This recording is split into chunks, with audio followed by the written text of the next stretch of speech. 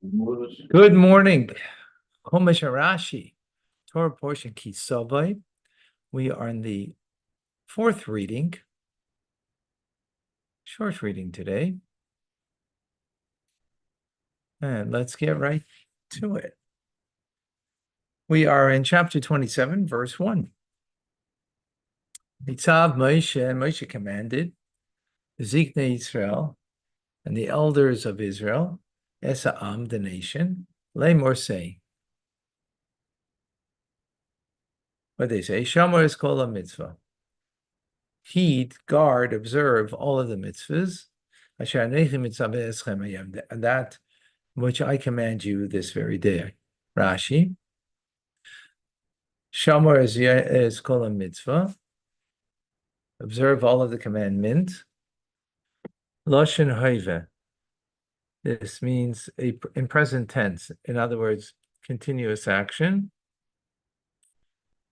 In other words, you must observe this commandment always. Right. Pardon. And in Old French, gardon. Oh, very good. Oh, boy. Russian would be very impressed. All right. 2. And it will be on the day that you will pass over the Jordan, El Haaretz, to the land that Hashem to the land that Hashem, your God, is giving to you again, right? That God's giving you the land.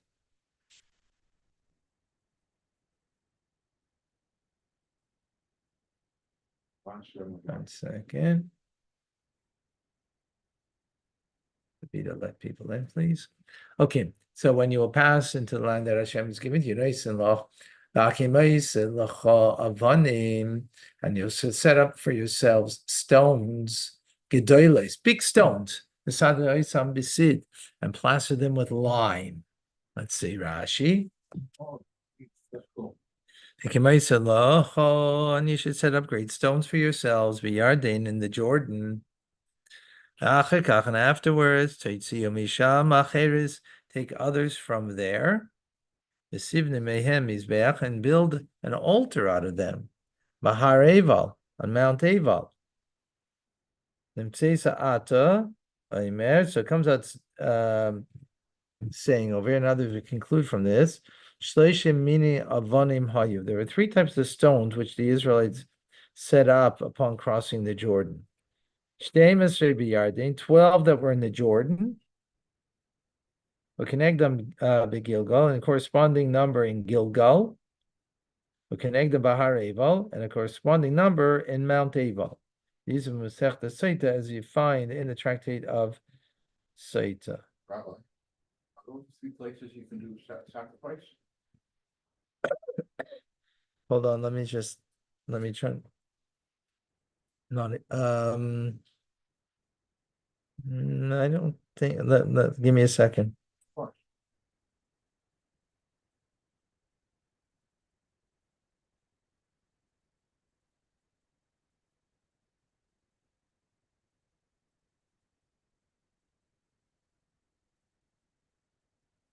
Yeah, altar.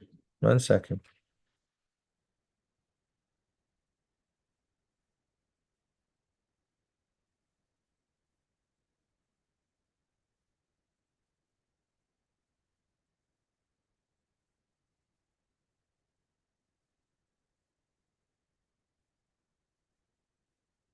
So there are 3 times that stones were set up, right? But they only involve 2 sets of stones. For the stones on the altar of Mount Ebal are the same ones that were moved to Gilgal.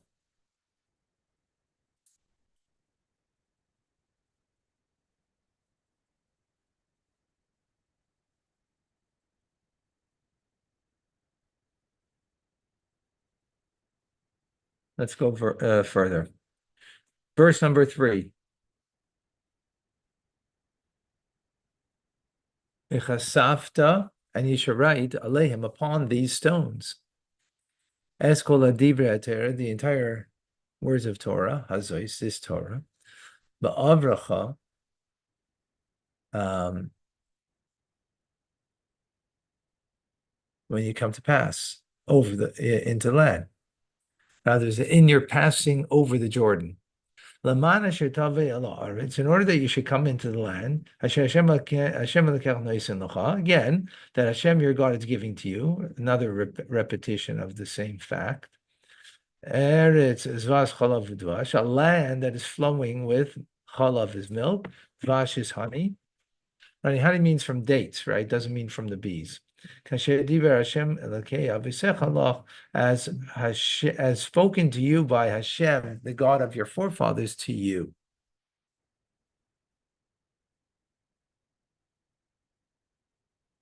So I don't know what I mean. He spoke to you. He spoke to you about writing down these words on the stones. He's seemingly saying that here. It's not clear what that means, spoken to you, and which Rashi doesn't pick up on. Okay, so we spoke in verse 2, right, that when you pass over the Jordan, that you should write this on, you should set up these huge stones, plaster them with lime, and then write these words on them. Is this verse, right? Comes the next verse, and when you pass over, it's a yard in the Jordan, takimu is avani ma'ilam, you should set up these stones, which I command to you, hayom today, b'hareval, you should set them up in hareval, and you should plaster them with lime. A second time, it seems like you should plaster it with lime. Well, if you're plastering, then you're covering over what's written on them.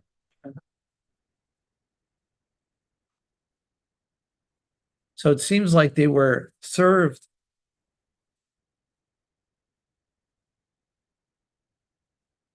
They served as sort of a covenant in the Jordan, but now that when you're coming to Har Eval, to Mount Eval, plaster them again, and you should build an altar there, Mount Eval, because we're going to see Mount Eval is and Har Gerizim, Har Eval Mount is where the blessings and the curses are going to be spoken of. That will be in the 6th reading, right? Tomorrow there'll be an approach to that, but in the 6th reading in particular, 98 curses.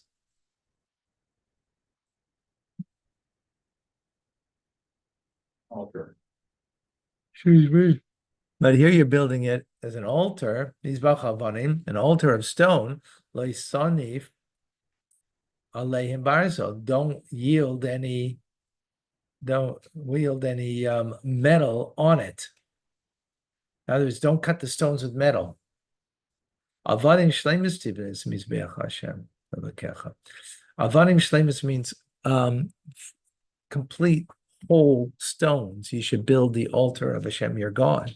Valisa olav, and you should bring upon it oilas, burnt offerings la Hashem elokecha, to Hashem your God. V'zevach shlomim, and you should also bring their slaughter their peace offerings. V'achalta Hashem, and you should eat them there, right? V'samachta lifnei Hashem elokecha, and you should rejoice before Hashem your God. Right, so we have burnt offerings, you have peace offerings. So it's, by the way, in Rambam, we just learned that from these verses about where you need to do the offerings and the slaughtering and so on and so forth. So it's interesting. How long these altars exist for? Well, in Israel. What, after Jerusalem, after the temple in Jerusalem, were they still there? Oh, this is not Jerusalem. This is before Jerusalem. I know, but were they still there after they built the Holy Temple? I don't. No, because you couldn't offer them. Once you built in Jerusalem, then you couldn't have anywhere else an altar. Couldn't have anywhere else. I thought there were. No, you did until you didn't. Okay.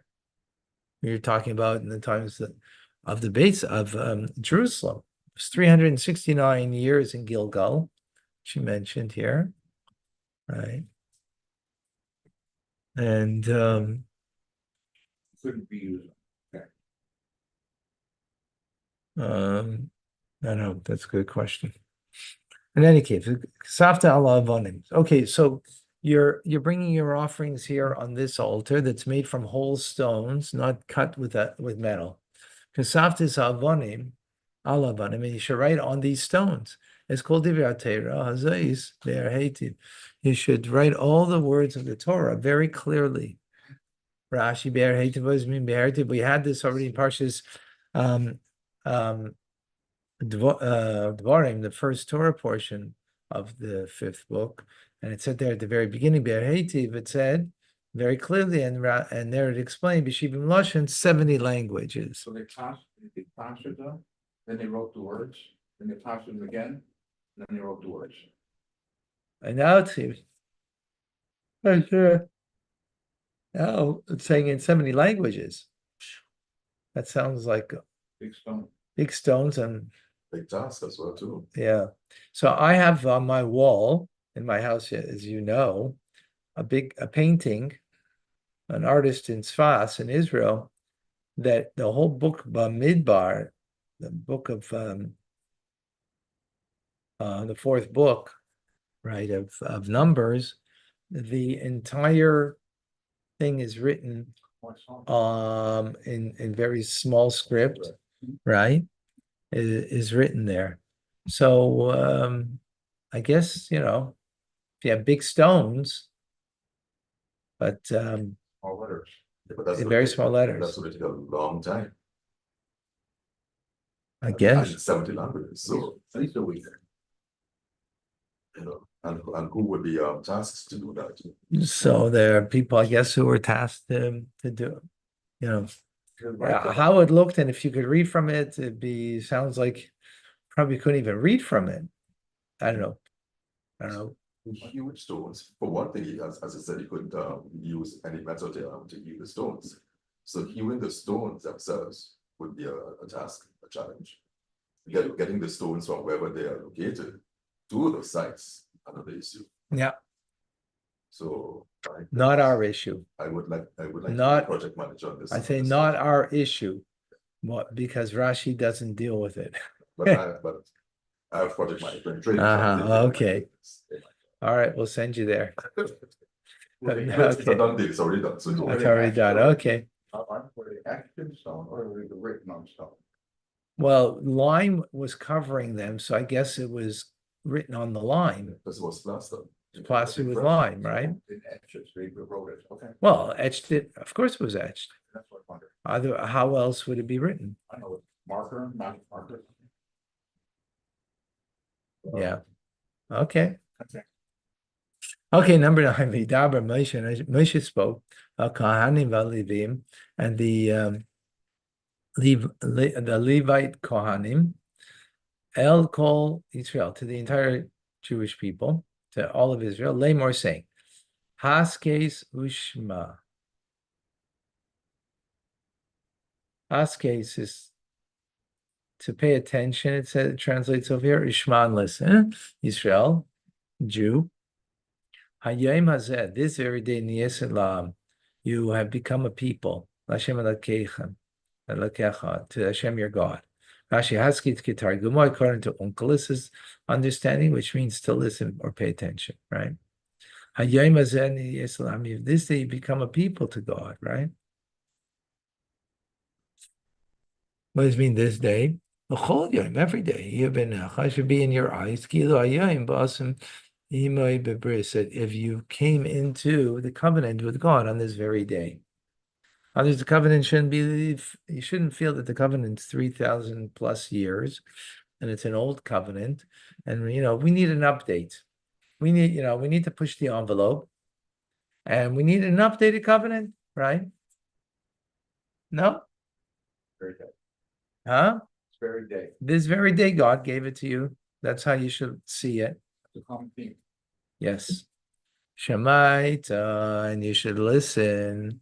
Nikol Hashem Elokecha. As a result of this, you should listen to the voice of Hashem your God. Vasisa, and you shall do as mitzvahs soy, and you shall do his commandments, as chukav and his statutory laws, and that which I command you this very day. Okay, let's see. Let's see something here from the Rebbe. What we learned.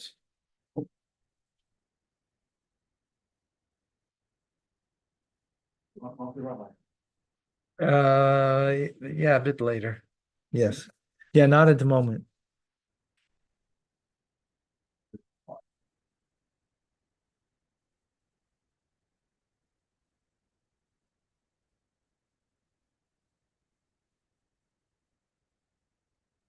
No, nothing here in this book, at least. All right.